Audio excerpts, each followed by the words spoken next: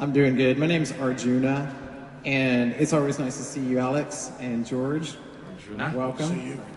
I have a quick question. You, the other day on your show, you had mentioned you had talked to somebody from NASA who was leaking information about an asteroid that had a 50-50 chance. You saved the best question for the last. What is the update on that? David Sereda was our guest. He's talked to a NASA expert.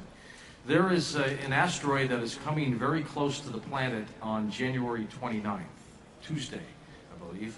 And he thinks there's a 50-50 chance of it hitting the planet. Most astronomers do not think it's going to hit the planet, and I want to make sure everybody understands that. Most astronomers say it's not going to hit the planet. The problem is there's so many of these rocks, and until 20 years ago, with the Shoemaker-Levy discovery, with it striking Saturn, or was it Jupiter? I forget. They now know that so many of these really do hit, and it isn't every million years, it's every few thousand. Remember what happened in Siberia? Yeah. We'll be on the air that night, and if for some reason you hear me go, you know it hit. Thank you. Your engineer's going nuts. What did he just do to my microphone? I know. All right, sir, step up to the microphone. You're on KLBJ with George Noory and Alex Jones. How are you? Go ahead, sir. Hello. Hi. How you doing? It's a pleasure to be here. It's great to meet Alex. I had a quick question, maybe something to think about. I was thinking about ways we could fight back.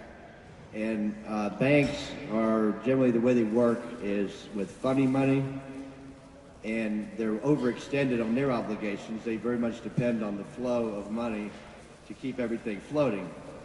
And I was just wondering what would happen if we all started taking our money out of the bank. Oh, you don't want to do that. They'll do it for you. The central banks themselves are accelerating this contraction so they can consolidate and get all the smaller and medium-sized banks. The big central banks that actually issue liquidity, most banks don't, and issue currency, and we have all their documents, IMF and World Bank documents on this. Joseph Stiglitz, their chief economist, World Bank quit and went public, 2002. They issued all this currency and credit to get the medium-sized banks and individuals overextended. So we want to keep the system from imploding because that's what they want. Well said again, Alex. But keep your money in the bank. It's just a thought. I would hedge your bets, diversify. Great. Thank you. And thanks for listening, guys. We've got 2 minutes here. Any final thoughts, George, for the good folks here in look, Austin? for those of you who really want information about what's happening on this planet, I invite you and implore you all to go to Infowars.com, PrisonPlanet.com. I'm serious. This man has done a remarkable amount of work. He's put his own funds into his projects. Unlike so many other people, he puts his money where his mouth is. George, in closing, I wanted to thank you for all you've done, and Mark over there, but thank you, George. What a class act. Stay healthy, my friend.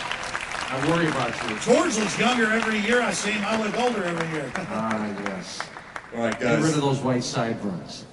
Thanks so much, guys. Thanks to Alex Jones. George, thank you. Another phenomenal show. We really appreciate it. Thanks to all of you for coming down to Talk Fest. We appreciate our sponsors as well. Have a safe trip to St. Louis, George. Thank you. Yay! Hey, George, great job. Great job, folks. Awesome. Come on. Yeah. Standing ovation for Mr. George Noory. Right. Yeah, very good. Alex Jones, thank you very much. Alex is on tomorrow afternoon at 4 on KLBJ. I'm North Caesar, and thanks so much for another phenomenal Talk Fest here on KLBJ. We appreciate all of our sponsors and all of you listeners who came down to the Austin Convention Center today.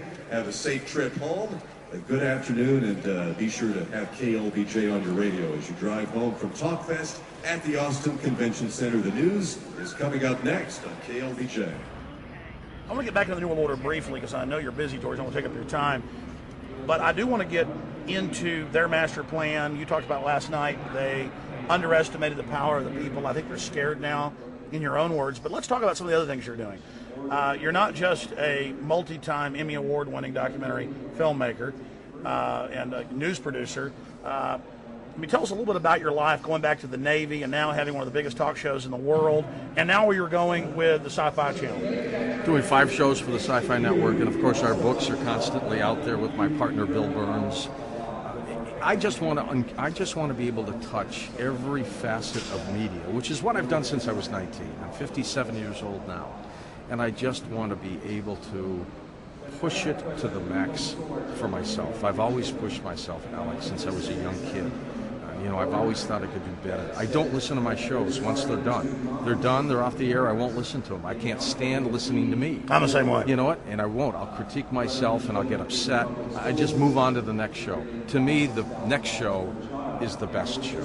But my plan is to continue to push forward with Coast to Coast. There's some people who want me to run for the presidency in 2012. I've been hearing a big buzz about that. I don't know if I'm going to do that or not. I think I'll look at two things. One, the state of the country at that particular time. And two, my love of Coast to Coast, which is very strong right now. And I don't want to leave it. Though I wonder if I won and I got elected, if I could still do Coast to Coast out of the White House at night. Who's going to stop me, right? We could have world leaders on. But I know you don't like to talk a lot about yourself, but let's go back for people that, because I've heard you talk a lot about this.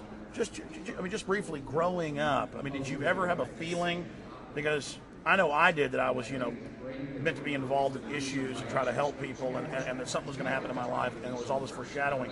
You personally, did you ever feel destiny or like an inkling of that you were going to end up being, this phenomenon? I knew at a very young age that I was going to pursue the questions of the unknown. I had no idea at that time where it would take me or how I would go down that path. But I knew that was the path I wanted to go. And so my entire life was pushed down the path of trying to unravel the mysteries of the universe, of the world, of people, whether it's a health issue or a conspiracy or who killed JFK or where in the heck is Bigfoot. My life was geared to finding these mysteries. I wanted to be a news person to cover those stories. I wasn't too interested about the fire that, toppled some restaurant in Detroit or something. I wanted the unusual stories, and that's what I did. Well, I think that, some people can criticize exploring everything, but in a way that's a healthy exercise, because when you start looking at everything and expand your horizon, then a lot of blinders that we self-impose kind of open up. All you got to do is look at the audience we've got here today in Austin, Texas. Every person who's come up to me has had their own ideas, their own views, and their own interests in a specific topic.